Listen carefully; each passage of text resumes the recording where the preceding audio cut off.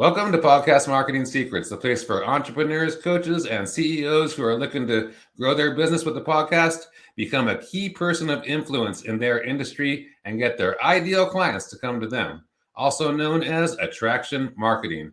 I'm your host, Al Morentin. My guest today is William Yeske. Will is a combat veteran who served 11 years in the United States Army. He is a serial entrepreneur who brings significant expertise in marketing, IT, and project management. He currently runs and operates a marketing company, No Limits Marketing Group, founded to help small businesses survive the COVID-19 pandemic.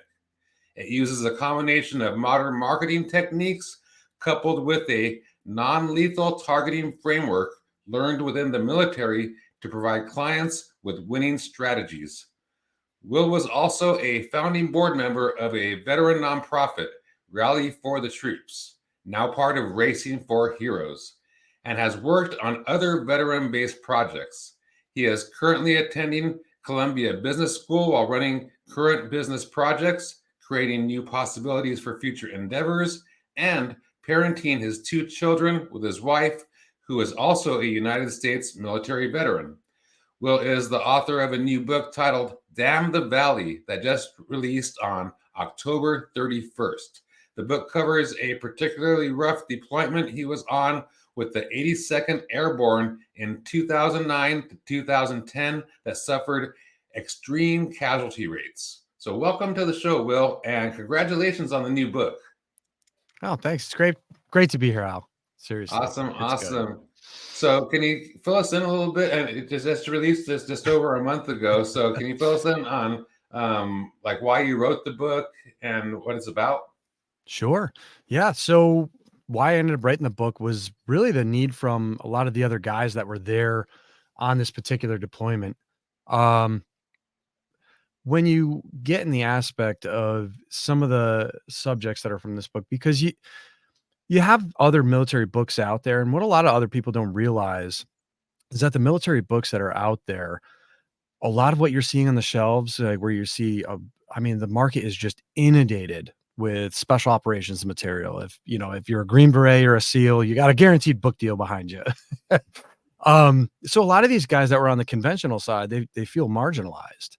So in presenting stuff it means so much to a lot of these guys. Like some of the stuff that happened out there was just, when you've experienced these traumas and stuff, they hold it really encapsulates a lot of their life. So you're kind of dancing around, putting something like this out and stuff where there really could be, there's some touchy subjects in there for some people. So to be able to bear your heart out on that and put this sort of story out there for these guys, because I was there, you said it in the bio and stuff. A lot of people don't realize they even, I've said a few times, like they've come to me and been like, wait, hold on, you were there? Like, I didn't realize the author of this one was there, and yeah, no, that's me in the picture right there. So a lot of the stuff that's put out on the market today is,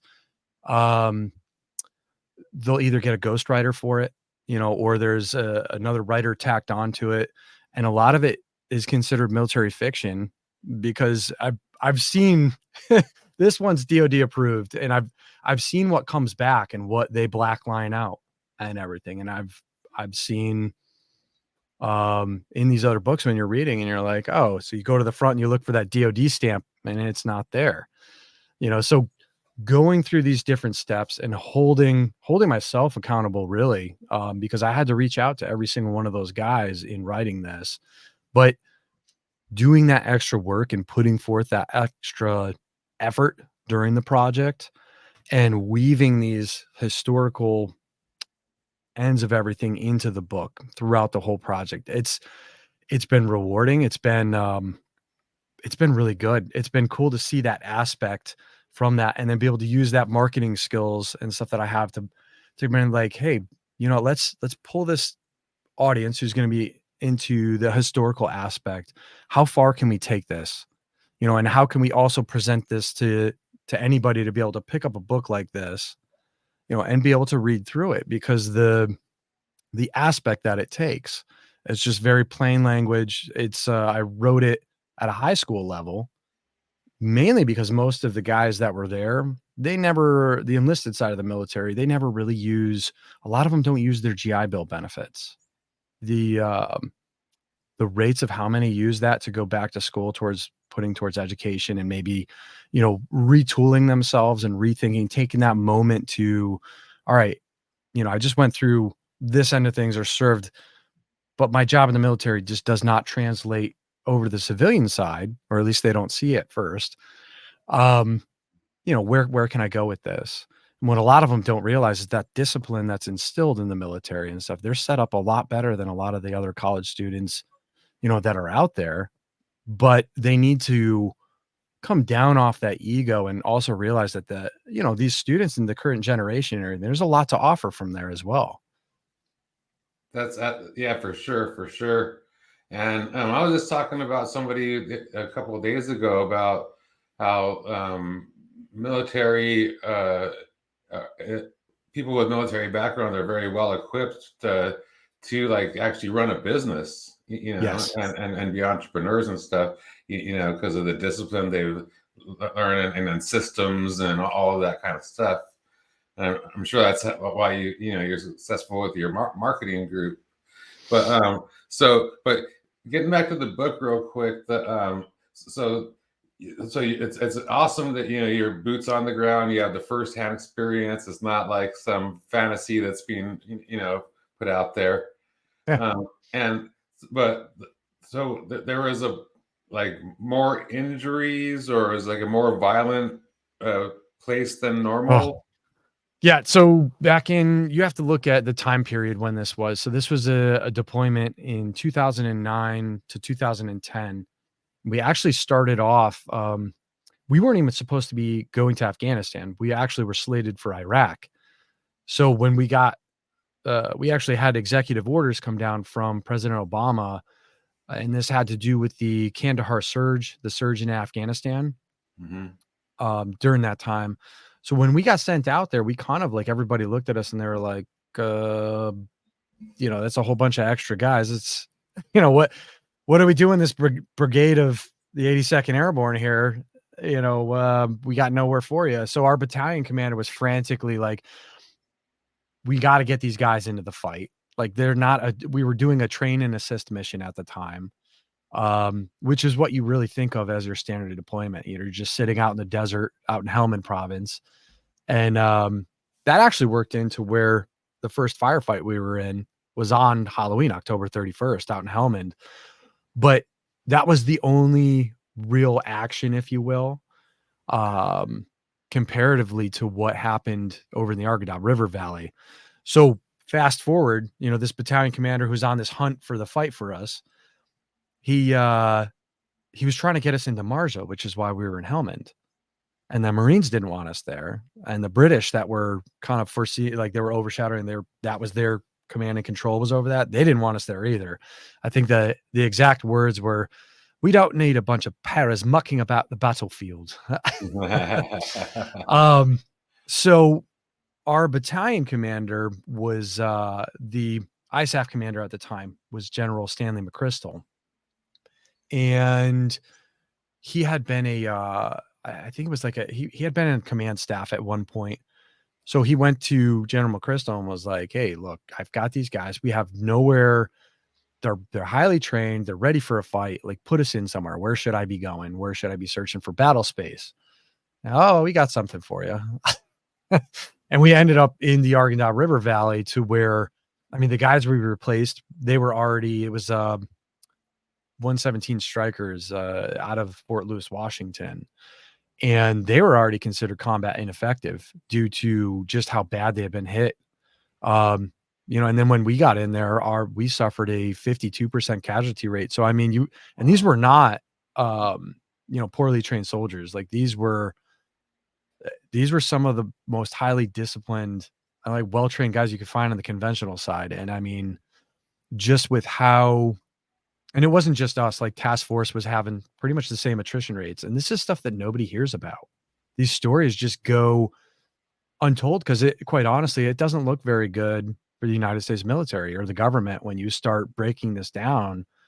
And you're like, man, like you suffered this casualty rate, and then you pull out of it, you invest this amount of personnel, money, and blood into a country, and then here we are in one of what's considered to be one of the worst pullouts, that we've ever had. I don't think it really compares to the Vietnam era and stuff, but at the same time, I'm not seeing it at that level.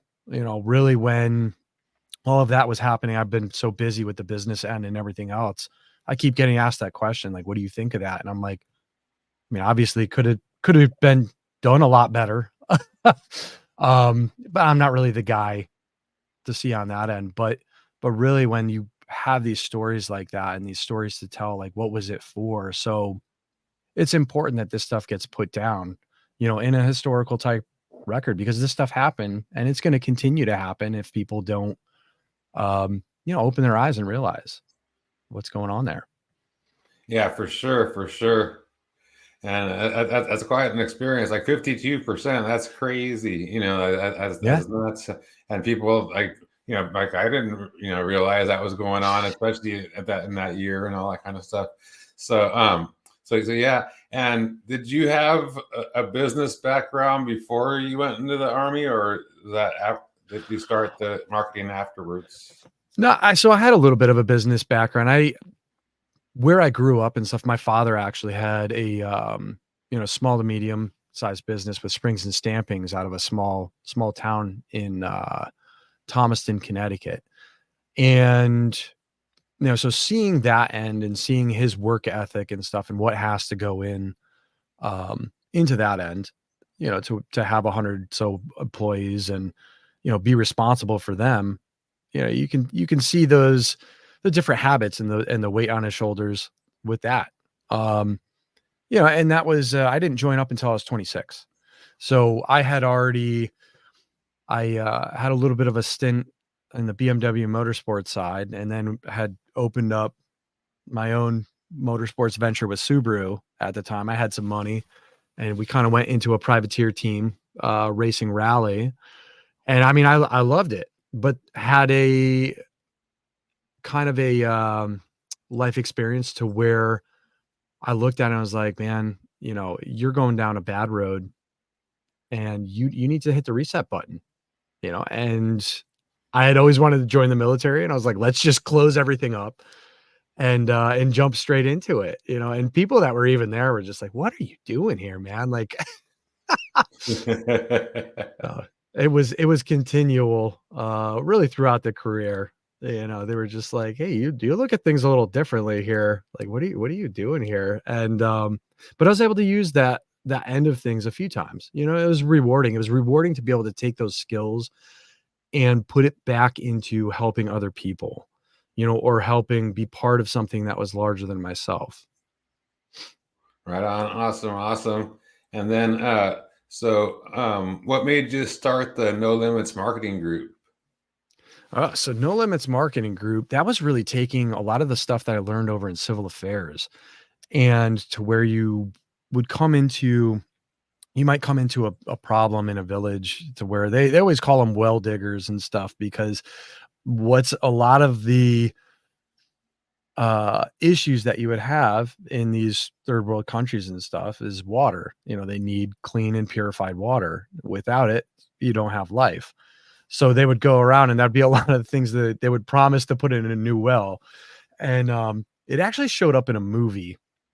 But what seems to be the initial problem, or that problem at the surface, is never actually the issue. And the thing that struck me in particular in this movie, and it had to do with, the same type of situations. They put in this well in the middle of this village, to where there was, all of a sudden a civil war broke out within the village, and they're like, what is going on? Like, and they're like, well, you put this well in the middle of the village to where there's both Sunnis and Shias, and now they're fighting over the well control rights, and they're killing each other over the water. And come to find out, what was keeping this whole situation at bay was the fact that the women had to walk 2-3 miles to the well, and they would talk amongst each other. and would essentially be solving the village problems that were underlying underneath everything. And as soon as there was an easy water source, none of all that communication broke down and a civil war broke out. So, I mean, really, it's like when you look at that was like lesson number one, looking at a problem. It's just look at it at first, but then start rooting through. Don't jump to conclusions right away and start to pull apart and look at like really create a mapping, um, and go through and see where all of these point to. And like, all right, we need to attack this point first because that's going to be where our force multiplier effect is going to be. That's where you're going to have your largest effect. And then you can snowball this into the other things and use the success from there to start tackling the other points of failure or where you need to put your resources at. That's awesome.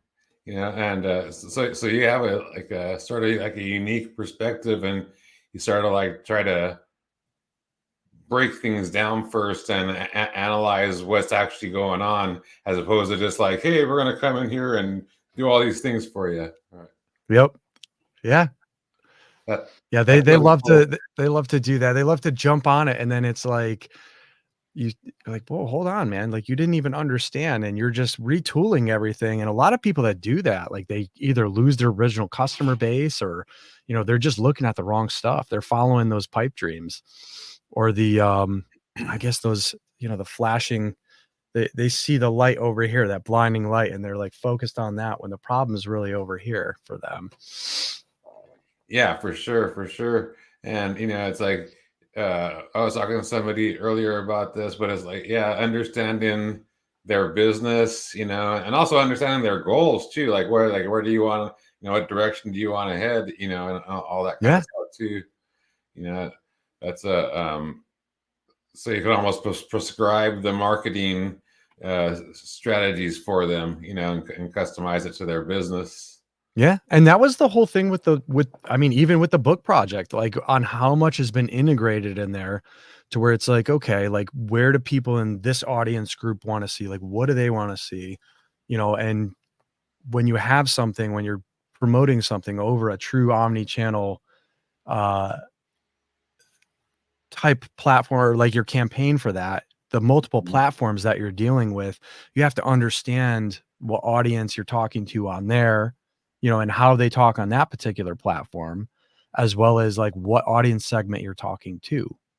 So, like, for instance, the social media campaign, at Damn the Valley Book on Facebook is, for the most part, the same as the one on Instagram, but occasionally, like, there's events and there's other ways to advertise, and there's a complete like, the audience on there is, like, really from 35 into their 60s, to where Instagram, there's an overlap, but it's 25 to about 40, and then TikTok, complete different story right there. And then you wanna pull on, different heartstrings when you're dealing with LinkedIn, make your stuff more professional. You're not trying to entertain an audience there, but how can you better either collaborate with somebody else maybe in a posting or, what are they looking for on there? What are they looking to accomplish? Um, Case in point, some of the veteran nonprofits and stuff out there, a lot of them are on LinkedIn. And if you start talking to them and be like, hey, let's do a veterans writer workshop, and having to do with, there's a lot of people out there with their stories, but they never make it to see the light of day. They either sit on a computer, they never get published and stuff. Let me help you. And like, let's show guys how to get this stuff out there. You can do it. If I can do it, on my own on that side. I mean, I know I have the knowledge behind me, but a lot of the stuff I've used, quite honestly, the stuff learned in college has been good, but some of the most valuable has been that self-learned through either books, podcasts like your own, and by talking and networking to people. That's awesome. Yeah, that's really cool. And a lot of people don't understand that. Even some marketers, they don't understand like talking to the specific voice of the platform, and the demographics and everything, for that. It's crucial, and trying to be like sort of like on the channel or whatever, omnipresent with your marketing efforts. That's a big deal too. Yep. So Well, yeah. Well, I was just gonna say, what types of marketing do you offer at No Limits? So a lot of that end was all digital, and a lot of the I'm actually winding down to run that into a different division and ramp up stuff on the end of being more of a consultation um area within the marketing space, but using what NLMG has been creating with small business and stuff, and making it more of an educational type platform with somebody that goes hand in hand with them, maybe an intern and stuff, and helps them run these accounts and then passes it off when it's time, or moves them to another tier within the business. Just because it's been something where originally it was something that was tooled out for COVID to give a lot of these smaller businesses a digital footprint.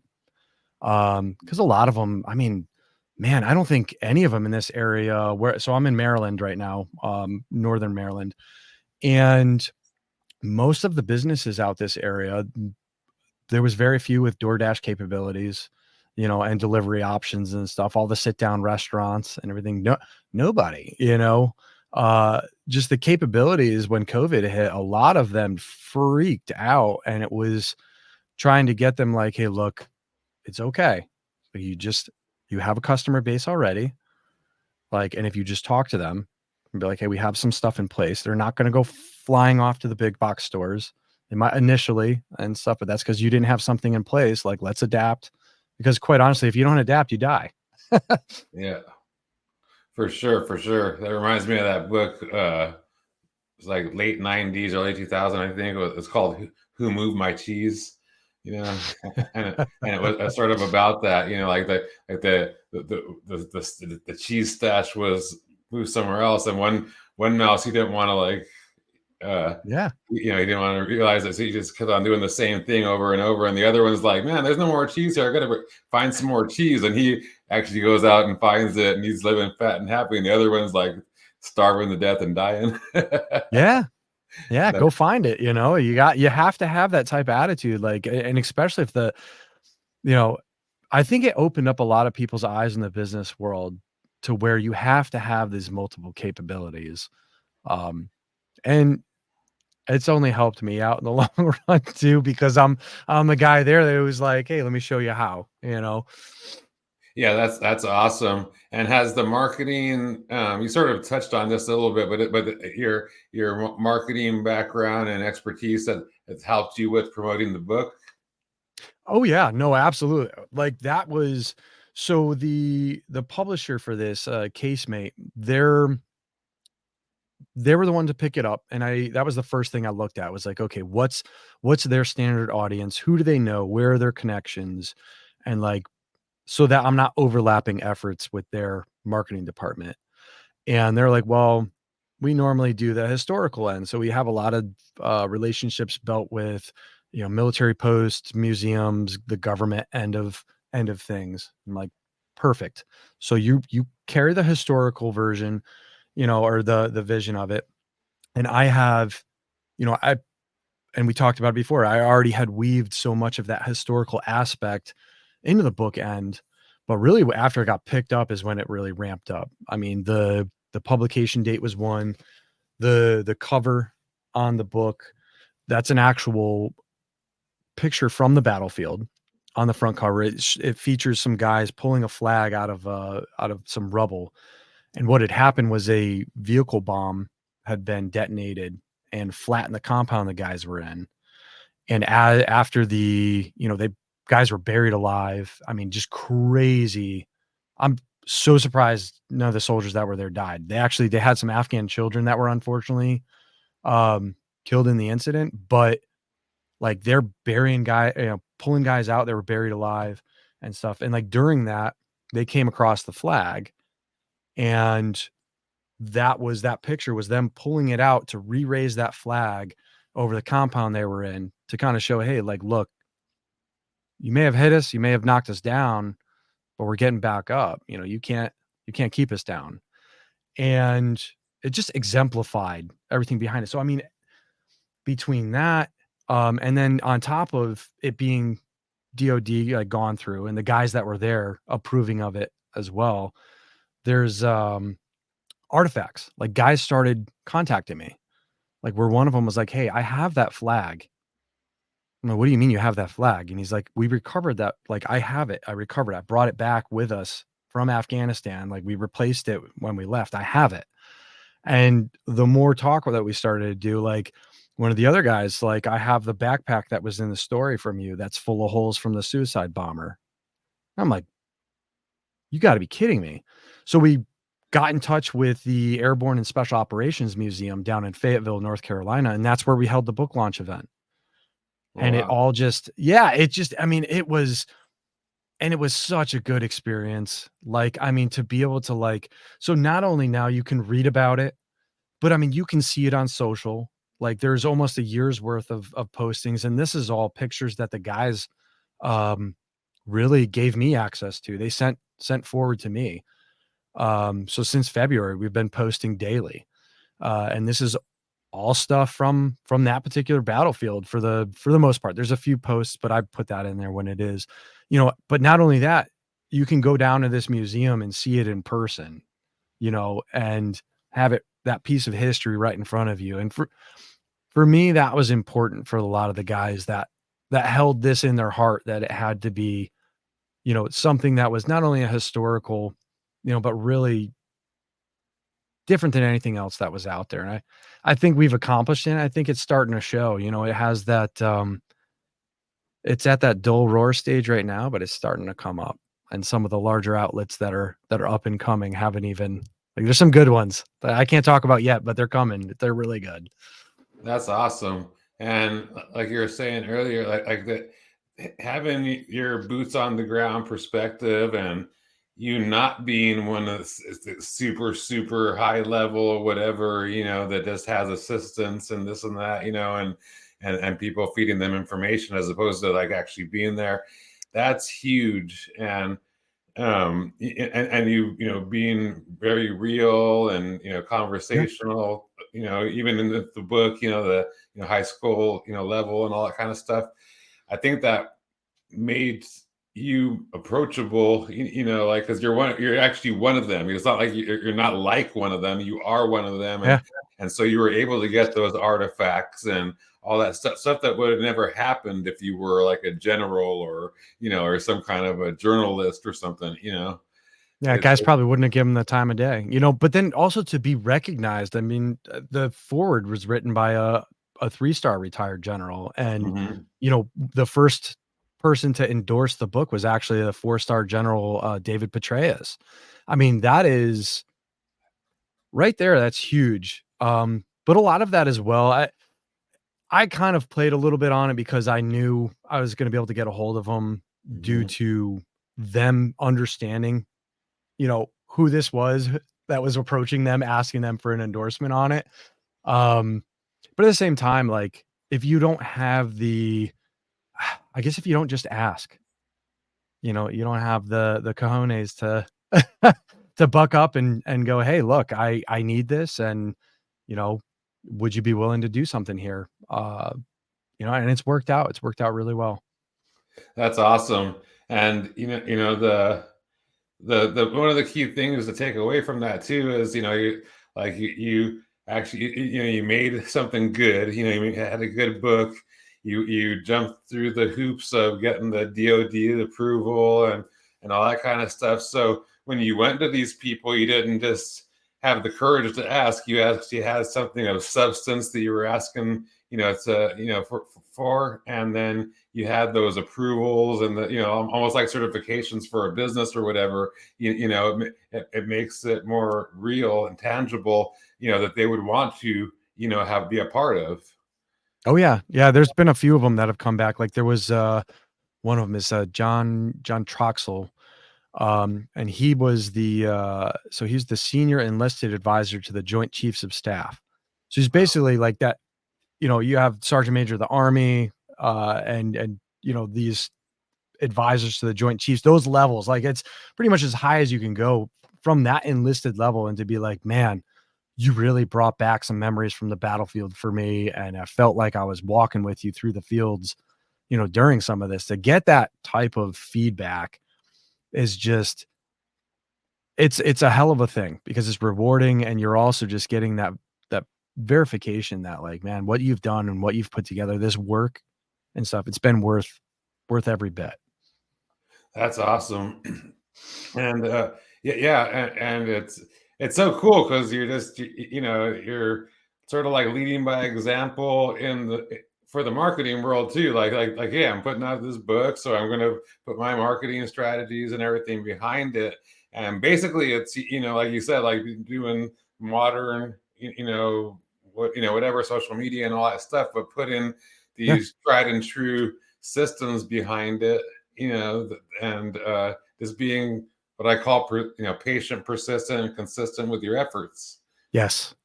That is absolutely, and that leading by example comes in majorly as well because, I mean, you have to do it by deeds. You can't just talk about it, and that's one of the other things too is, I mean, I had written another book 5 years ago that I never even bothered to try and publish because I was just like, I don't have a stake, I guess, in the veterans world on that end. I'm not like a veteran influencer. I'm not a subject matter expert, or at least I wouldn't be considered a subject matter expert. Um, so now that's been established.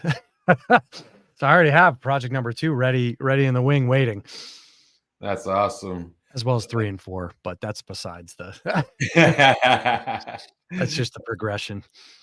That's really cool. Like, if so, with your marketing background and your knowledge, that you have, if you were to start a business, like going into 2024, what would it Mhm. be? So 2024, there's something I've been looking at, and this really is, I mean, it's gotta be something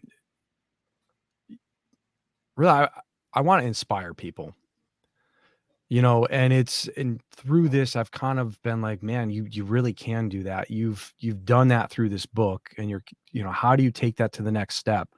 And really, it's taking some of that in, and I know this is a little cheesy, but I wanna end up in the long run hitting some of the government contracts and stuff out there with, uh oh, that's weird. Give me 2 seconds. That should not have timed out on us. All right. You're gonna have a break in there, I guess. Yeah, I can still hear you, but All right, cool. Um, and I lost my train of thought there on that one. So I mean, mm. Yeah. Oh, Inspire 2024 government contracts. Got it. yeah, yeah, Yeah.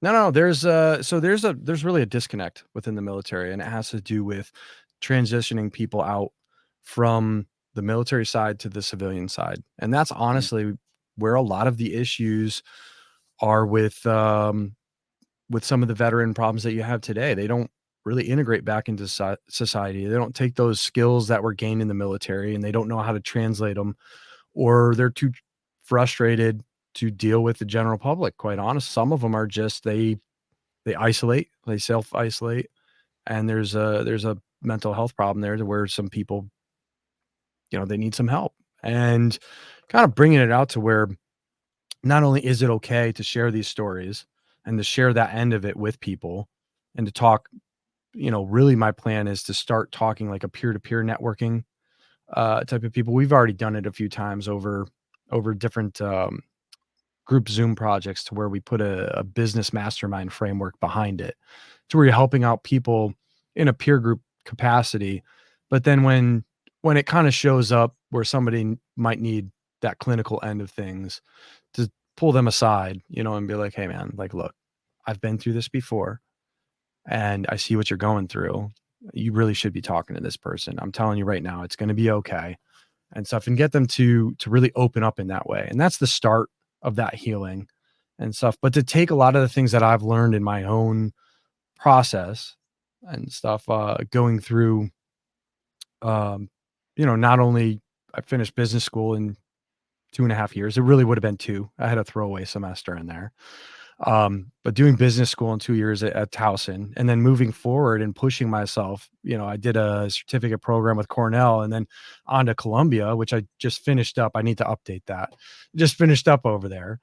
Um, and show other guys like, look, there is better. There's more. You can do more. You can have more of a fulfilling end game here, or an end state. Um, and doing really, it's putting frameworks together, in a studio based format at first with subject matter experts, but doing stuff that is behind the scenes, that where we create like a career path framework to where it's like, hey, you want to go here, you want to be involved in here, like let's get you there, and whether it even wants to just be somebody who wants to be a tradesman. I've already talked with guys such as like Mike Rowe and stuff about getting these guys apprenticeships and showing them the path through a different way there, because those are needed as well. And those guys do that hard work. They're most of them have no qualms about rolling up their sleeves and doing those jobs that a lot of people that we're starting to see disappear in this country. Yeah, for sure. And that something like that is be so like crazy needed for sure. I'm sure it'd be very well accepted too, and even like getting government contracts and stuff like that. Because I mean, it's hard enough, I think, for uh, um, somebody with a military background, especially if they've been in there for any length of time, to transition, from military to civilian life, but especially if you've, been in battle. Like, because that's just like a whole other crazy world that you're living in, and nobody else can understand, Yeah. right? No civilian, almost like a regular worker doesn't they don't understand the entrepreneur life, like so, Yeah. Oh, like well, so. it's terrifying when the light bulb goes off on these guys though, and they start realizing their capability, and then the focus is there. Mhm. Like, I've seen some of them just rise through the ranks in the business world like that once that happens, just because they hit that flow state, and then it's like, "Whoa," and then they're in it, and it's just crazy. It's so rewarding to see that. Yeah, for sure. And to yeah, just to have somebody just tell them like it's gonna be okay and you can do this. Yeah, And even just like, hey, you've learned some stuff here, and apply those principles here. And then, because I've seen it myself, like especially in the fitness and wellness space, a lot of guys, they'll come out, and because they enjoy fitness and stuff, yeah, and they build some successful gyms or training facilities and all this stuff because they put in these standard operating procedures and all these different things, and they're able to build something because they have solid foundations, yeah. and they have like crazy awesome work ethics. The gym is like, honest to God, the gym is the foundation. Like, you can go across the board, like business stuff and everything else. Like I on as a business owner myself, I look at someone when I'm going into business with them even, and like, I just like, do they look like they take care of themselves? Because that's a big thing that transfers over into your every aspect of your life. And really, fitness is the foundation. All of those same, you can take very easily seen correlations between fitness and business, like the resilience and the you're not going to see these results right away and everything, and having to do, hey, look, this is the routine and you have to stick with it, and you're counting your macros and you're doing, I mean, I get it. And that's another thing myself I faced in leaving the military, when your fitness regimen and your dietary regimen falls apart, and I lost I ended up blowing up like big time, but I lost 70 pounds in a year's time. But it was through that same type of thing, like just start to implement these, exactly what you're saying, Awesome. the foundation. Yeah. That's really cool. So, is there like one thing or one big idea that people should take from this episode or interview?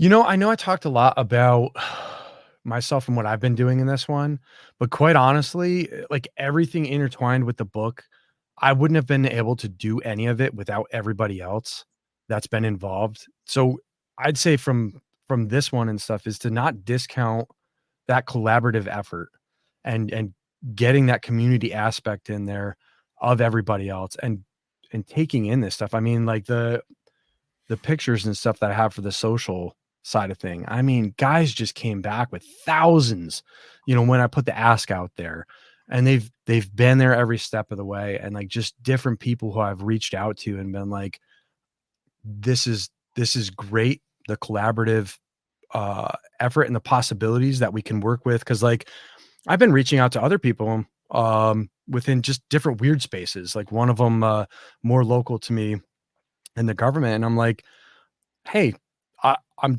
can bring some more attention in the veterans space. And I see you doing this project over here and you're linked in with these guys.